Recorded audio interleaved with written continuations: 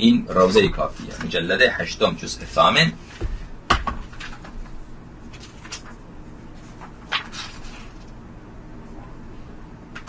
صفحه 89. حدیث الحوت على ای شیء هو، ماهی بر روی چه چیزی؟ پرسیدم از امام صادق علیه السلام که زمین بر روی چیه؟ فرمود که زمین بر روی ماهیه.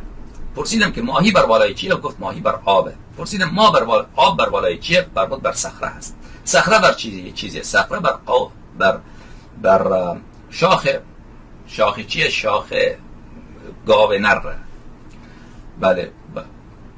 بله و گاو نر بر بالای چیه؟ گفت که گاو بر بالای خاکه. بله گفتم که خاک بالای چیه؟ فرمودن که هیهات ظل علم العلماء، علم علما دیگر اونجا نمیرسد که خاک بالای چی چیزی. خب بینندگان من، این حدیثا بر ما تعیین کردن. صفحه 250